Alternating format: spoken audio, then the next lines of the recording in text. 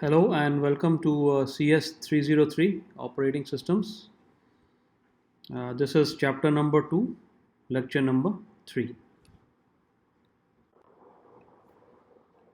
Okay, so now I am on slide number 2 and we talk a bit about types of system calls in brief.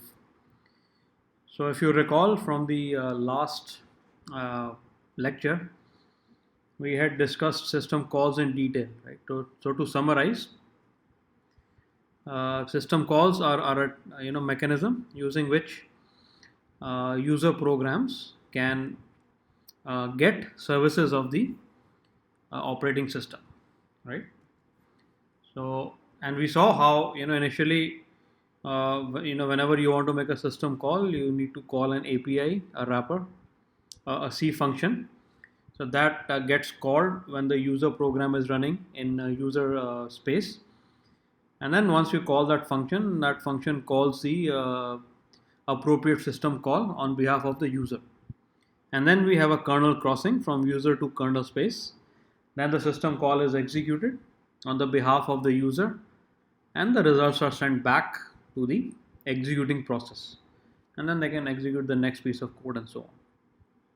So, which means anytime we need an OS service, need to make a system call.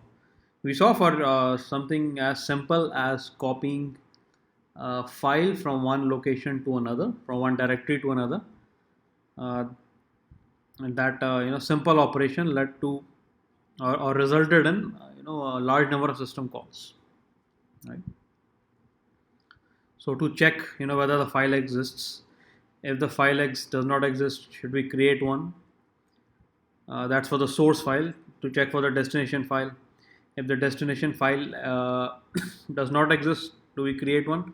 If it does exist, do we overwrite on top of it, right? And then like that for copy, read, write, and all those kind of things. So quite a few system calls. So so here what they have authors have done is group these system calls into various categories.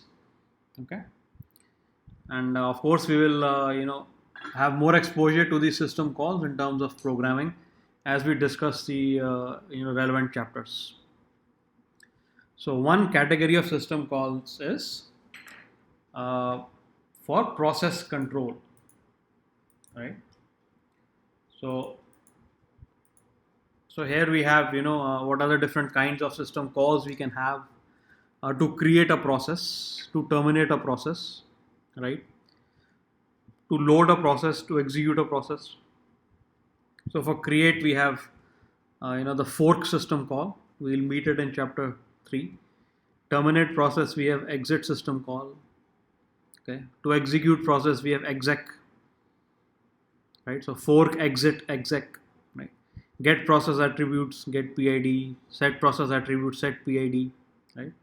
Wait and signal, right? Wait system call, signal system call. Allocate memory, free memory, and so on, right? So once again, from so we are going to be looking at these system calls from the programmer's point of view. Okay. So for us, whenever we are going to be dealing with system calls, we are going to be dealing with the API, the C functions. So there will be a fork C function, there will be a wait function, a signal function, and so on. Internally, how the system call is executed, we are not going to be spending much time. We're not going to be focusing our attention on that. Okay. The whole point of having the API is so that the actual implementation of the system call is hidden from the programmer. So it's much easier to call the API. Okay. So throughout the chapters, we'll be programming using these system calls. So if a process wants to wait for the execution of another process, the system call for that. Once a process terminates, it has to notify the waiting process that I finished execution. There's a system call for that, so on. So if you want to see in detail what how the system calls are implemented, I think in the last lecture some websites were shared, so you can you're free to browse on that for some additional knowledge. Okay. Now I am on slide 3. So some more categories for system calls. File management. So files and directories we know are one of the most visible parts of an operating system. We have created directories, we have created files, we have written to them, we have read from them, we have moved them around, we have deleted them, and so on. So file management is another category of system calls. So create a file, right? To delete a file, open a file, close a file, read from a file, write to a file, reposition, so which means rewind or skip to end of file. So there's a file pointer which at any point of time is at a particular location in the file. So if you'd like to change that, there's a system call for that. Get and set file attributes, right? So what are the file attributes? Is it read only? Is it read write? What are the permissions? Can all users access the file, or is it a root file? So if it's a file which contains key system information, right, then it should be made root. So we may have the option of, depending on what our privileges are, we may have the option of setting file attributes. We can get file attributes anytime. Okay. Third category is device management, right? So these could be your I/O devices, right? It could be your disk, it could be your some sort of storage which you are connecting to your machine, like an external drive, right? So any kind of device. So system call to request a device, right? Its usage. System call to release a device. So once you are accessing a device, others have to wait for it. Unless the device has parallel access allowed on it, right? If it has only sequential access, other programs have to wait if a program is using the device. Read from a device, write to a device, get device attributes, set device attributes. So like a file. In fact, it's interesting that the OS treats devices also like files. So we'll discuss that. So all devices are treated as a file just to have a simple and uniform interface. So pretty much everything is a file. Right? So therefore, the system calls will be similar also. Read, write, get attributes, set attributes. Logically attach and detach drives for external drives. Right. So what happens is, you have your directory structure, which can be represented in the form of a tree. Right. So on the top you'll have root, and then you'll probably have users, right? User 1, user 2, and so on. So user 1 you'll probably have home, right, desktop, downloads, photos, videos, and so on. So like that it goes on, right? You have more and more branches in the tree. So when you want to logically attach an external drive, for example, then that drive also has a hierarchy of its own, right? A part of a tree, you can call that. So attaching it means that device tree gets attached to your main file system tree. And then when you remove it, whenever we eject it, right, we have an option to eject a device, then that part of the tree is removed. So once the tree is attached for the external drive, the file and directory tree, then we can easily access any file as usual.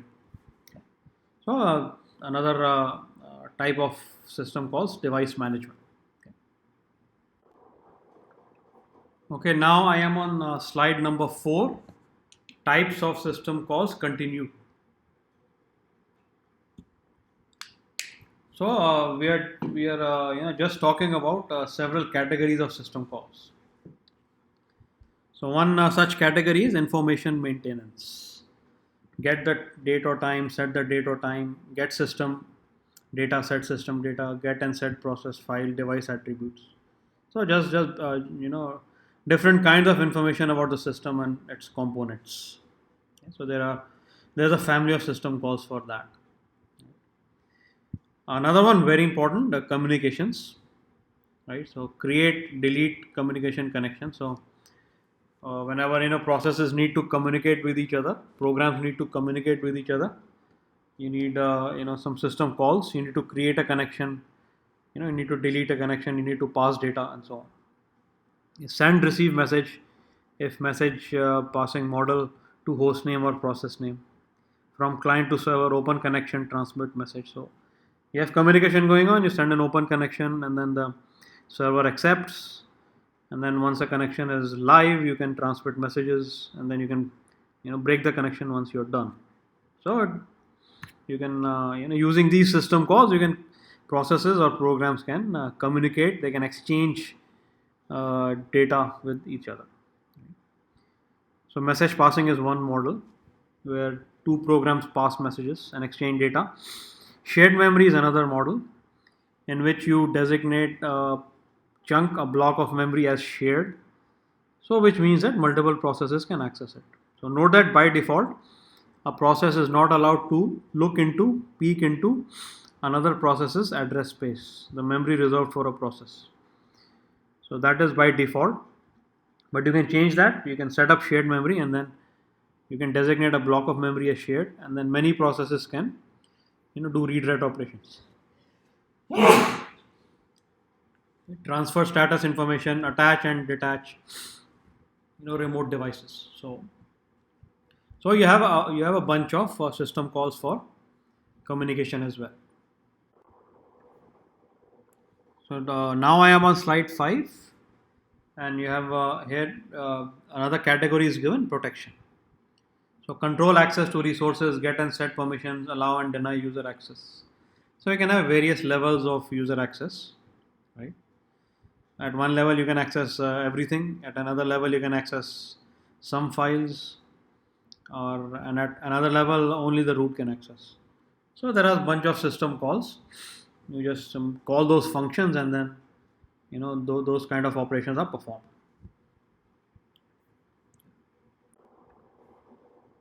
Now I am on slide 6, and the title is examples of Windows and Unix system calls.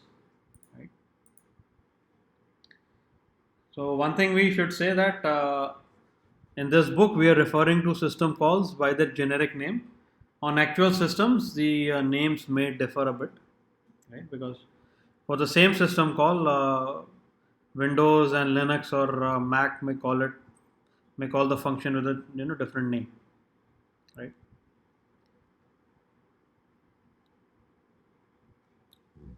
So, but as far as possible, we'll at least try to cover for names for Windows and Unix. So this slide shows examples of some system calls. Again, as you can see, they are simply APIs. They are simply functions which will, call the appropriate system call on user's behalf. So process control. So these are the categories we talked about right just now. Process control in Unix. When you want to create a process, it's fork. Windows generally have longer names, as you can see. It's called create process. Exit process, exit, wait for a single object, wait. And likewise for file manipulation, create file, open. Device manipulation, write console, write. Information maintenance, sleep and sleep are same. Right. Communication, create pipe, pipe. So we're going to look at all of these. Protection, set file security. So to change the parameters, so let's say if you have a file is read write, but you want to change it to read only. Ch mode in Unix and set file security in Windows. So for the same operation, because as such, these are very key OS operations, so it's very likely that all different operating systems will support these operations, right? Whether it's create process, exit process, or so on. So it's just that for different operating systems, the names are different. Okay. So in this particular course, we will be focusing on the Unix versions. And since anyway we have good grasp over C, it will be useful. So within this course, we'll be looking at the Unix versions. But wherever possible, we'll try to describe Windows versions as well. Okay. So now I am on slide 7, standard C library example. So this is just reinforcing what we have been discussing all along. Right, a C program invoking printf library call, which calls the write system call. So within the program, right, which is running in user space, so you can see a C program, standard IO header file, your main or driver program, and then you say print greetings, printf greetings, right? We are all aware of printf. So this is actually an API. This is a C function for the write system call. So once you call printf from user mode, so what happens is the kernel intercepts it, right? So standard C library, this C library is visible in both user mode and kernel mode, right? So it's a library of functions, right? And you can see a portion of system call interface is in user mode and a portion is in is kernel mode, right? So you make the printf call, and then the kernel intercepts it, and then I mean we have seen this process in detail in the last lecture, right? How it how there is a you pass the arguments, you put them on the stack, let's say, and then there's a system call number, and then kernel intercepts it, looks into the system call handler. So we have discussed all that. So then this printf leads to the write system call, and you have to note that system calls are implemented only and only in kernel mode, and once it executes, the results are sent back to the printf function, right? So like that, once again, to summarize from the programmer's point of view, you just need to call the API. You just need to call the corresponding C function properly. The kernel will handle the rest of it, execution of the system call. So net effect is it makes the life of programmers, makes the life of programmers very, very easy. They don't need to bother with the system call implementation. They just make the C function call. Okay. So that is essentially what this picture is talking about. Okay.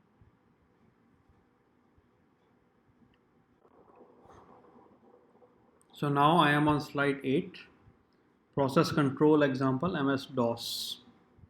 So we discussed that one of the categories of system calls was for process control, right?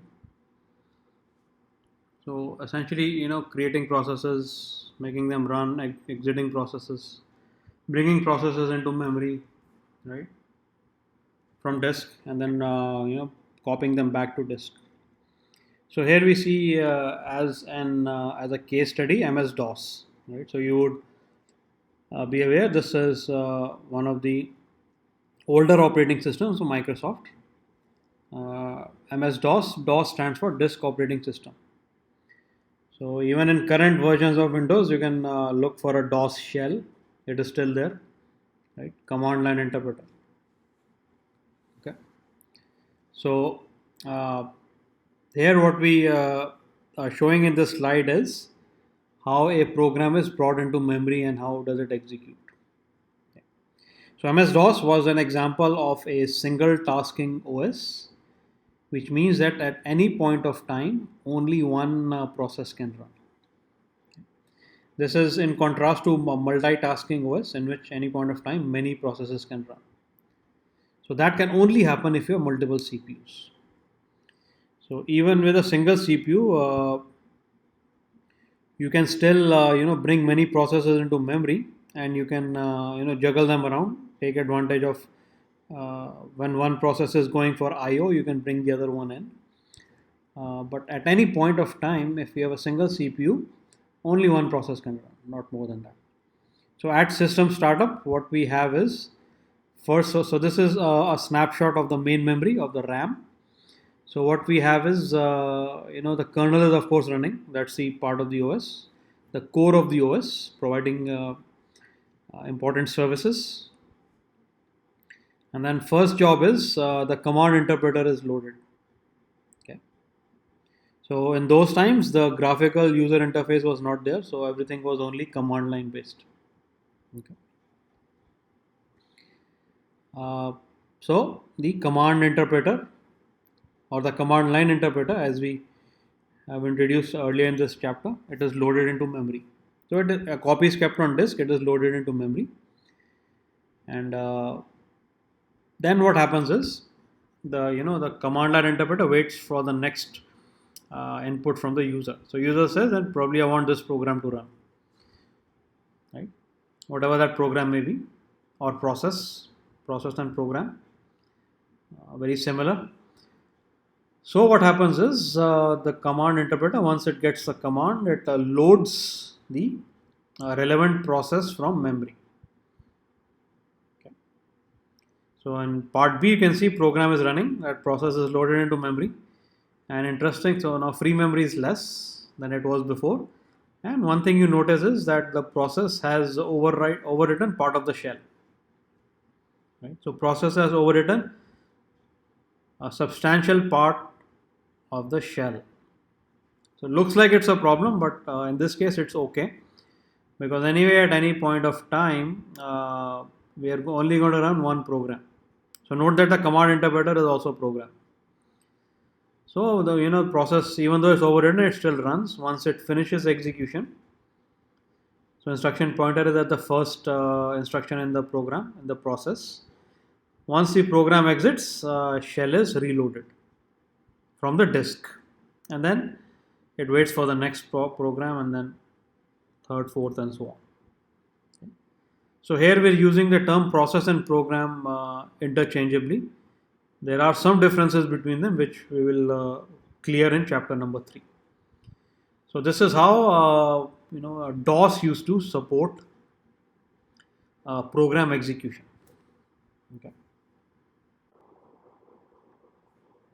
So now I am on slide 9, and we are showing a similar scenario for Arduino.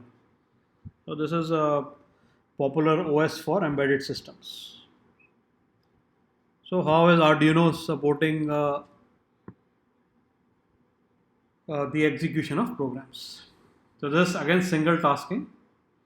At any point of time, only one program can run. And in fact, there's no full-fledged operating system. The hardware capabilities are very modest, very less.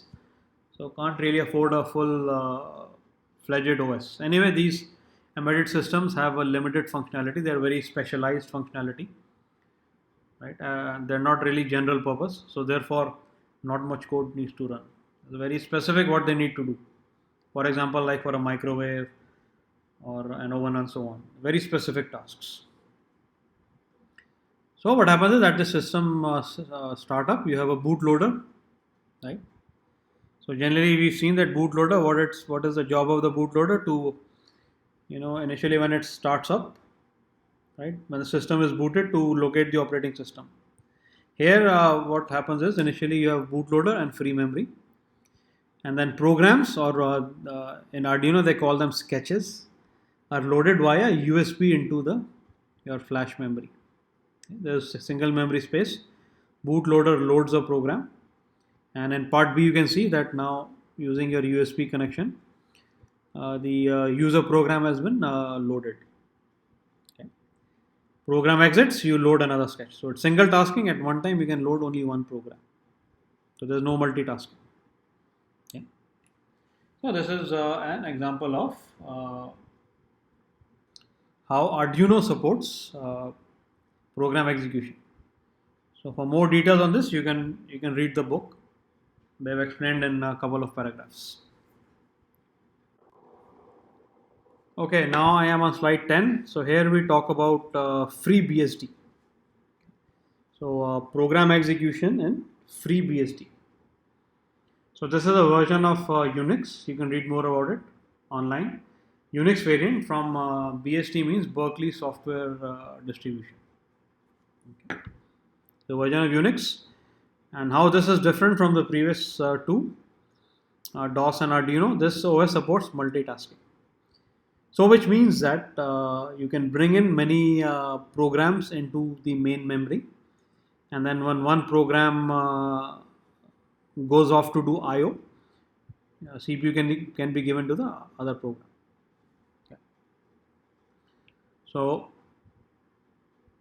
this OS supports multitasking. So when a user logs in, system asks for the user's choice of shell, command line interpreter. That's what a shell is. So shell executes fork system call to create a process.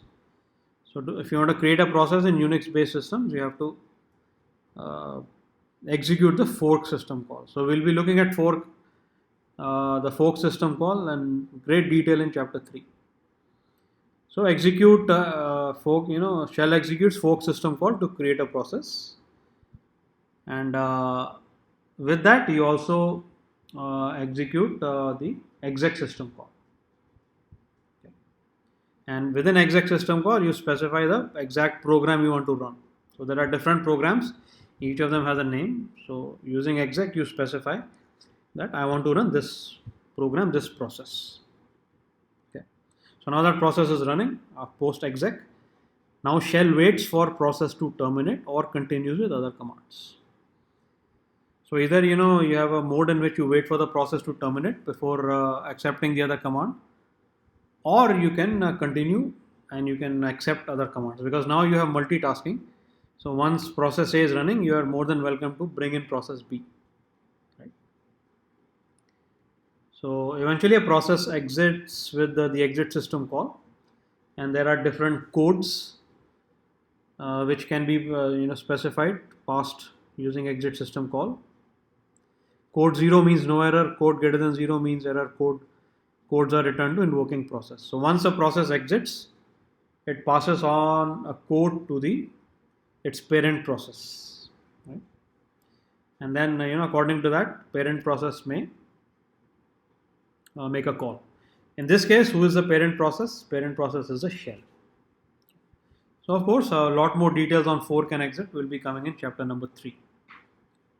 Okay, so this shows us how FreeBSD supports execution of many programs, multitasking.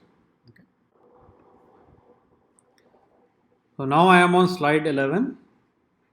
So this just shows a picture of bunch of processes executing in FreeBSD. So you see, of course, kernel always has to run, right, no matter what. And then you also see the command line interpreter. So all of these were shell based. There was no graphical user interface, at least initially. So command line interpreter is also running. Its job is to accept the next process for execution. And then you see that process B, process C, process D, 3 programs are running. Some part of memory is free. Okay, so now I am on slide 12, and we will now shift our direction a bit. So up till now we were mostly talking in the first part of the chapter. We talked about how we interact with the OS. What are the user interfaces? Yeah. And then we had a discussion on system calls, types of system calls, and so on. Then we spent some time on explaining how an OS supports unitasking, single tasking, and multitasking, taking examples of real operating systems. So now we will shift gears, and we will be talking about how we can design and structure an operating system. So an operating system, we know, is a very complex, a huge piece of software, extremely large number of lines of code. So when we are designing it, when we are structuring it, we have to be very careful. So there are many theories, many frameworks, many techniques, and they all have their advantages and disadvantages. So now we'll discuss some of those techniques, how we can design an OS. So operating system design. So what we say is before we design an OS, we need the goals for that OS. It's very important. Without the goals, without knowing the goals of an operating system, we should not start its design. So question is, why is that? Why are the goals so important? So it turns out that the goals will heavily influence the design of the OS. Okay. And generally, once you commit to a certain design, it's very difficult, maybe even next to impossible to change it. So how do the goals influence the design? So for example, if it's a real-time system in which the programs need to be completed within the deadline, right? They should be done really fast. Then you have a specific kind of scheduling algorithm, one which guarantees that you meet deadlines. Okay? Something like a first come first serve may not work. You need a specific kind of memory management. You need to avoid virtual memory, because virtual memory, although it has many advantages, it gives an illusion of infinite amount of memory, but implementing the virtual memory makes the machine slower. So in case you need extremely rapid response times in the millisecond range, you should not have virtual memory in real time systems. So if it's a more general system, non real time, you may want to use another kind of scheduling algorithm. You may want to use another kind of memory management. Maybe now you may want to use virtual memory. So depending on the goals, the design changes, the algorithms change. So design of the OS will take into account the characteristics of each computing system. So desktop versus mobile versus smartwatch. So each of them have definite characteristics. Hardware for desktop would be more capable, followed by for mobile, and hardware for smartwatch would be least capable. So when you're designing an OS, you need to keep in mind your hardware capabilities also. So for example, for mobile phone or for a smartwatch, maximizing battery life is very important. Whereas that may not even be a factor in a desktop OS. Laptop, again, you would need to conserve battery as much as possible. So it turns out these goals can be divided into two categories: user goals and system goals. Okay. So now I am on slide 13, design goals. So in the previous slide, we said that goals can be of many types. We could have user goals and we could have system goals. So now, what could be some of the user goals? So as users, ask yourselves, what are some of the things that you desire from an operating system? Right? From a common person, somebody who's not a programmer, an OS designer, or a tech person. Right? So what are some of the user goals? What are some of the things that you would want from the OS? I think first and foremost would be ease of use. Right? That's probably one thing which Apple mentions a lot. Their operating systems are so easy to use, even a small kid can use them, small child can use them. So one goal is OS must be easy to use and learn. For example, one general observation is Windows is easier to use than Linux. Apple may be even easier to use than Windows. Okay. So it should be easy to use. Right? So generally that's why common users may not prefer the command line, they may prefer the icons, the GUI. Right? They want things to be done efficiently. If they have a particular task, they want it to be done with minimum number of mouse clicks, for example. Another user goal, reliability, security. So it should be reliable, it should not break down all of a sudden. Right? It should give backup, so it should be secure. It should not be easy for somebody to hack into the OS, hack into the system. So it should have good security, good reliability. Of course, speed and response times are important. These do depend on hardware, but for whatever hardware you have, the programs must be executed, as fast as possible. The more users have to wait, more unhappy they will be. So as we said, it depends on hardware. If you have the latest hardware, the machine will definitely be fast. But irrespective of that, even for a specific set of hardware, you can have algorithms, which improve the speed and response times. So those are desired. So which means it should be easy to use. It should be reliable and secure. It should be fast. Right? These could be user goals. What about system goals? So this is from the point of view of programmers that design, create, and maintain the OS. Okay. OS creators, OS designers, OS maintainers. Right. So OS should be easy to implement. Right. So if you can write it in C, that's very good. Writing programs in C is fairly convenient. It should be easy to maintain. So piece of software, so it has to be maintained, more features need to be added, and so on. So all those things should be easy to do. It should be easy to implement, it should be easy to maintain, it should be easy to extend functionality. Right? So if there's a new piece of device that is there and you want to, the OS to link to that to provide functionality to that, then you have to add some piece of code. So that process of adding that piece of code should be easy. So there should be like a program or a some program, and in that you do some extra coding and then you compile and then everything should work. So these are some of the system goals. Right. So an OS is a huge piece of software. We know a lot of complexity. How do we control or tame this complexity? We use some of the principles of software engineering. So we'll now discuss what those are. Okay, now I am on slide 14, and now we talk about an important concept: mechanisms and policies. So again, this has to do with OS design. So in general terms, without being tied to the world of operating systems, what is a mechanism and what is a policy? Okay. So a policy generally, defines what is to be done, right? A strategy or a guideline, what is to be done. Mechanism is how to do something, like a procedure or like a method or a technique.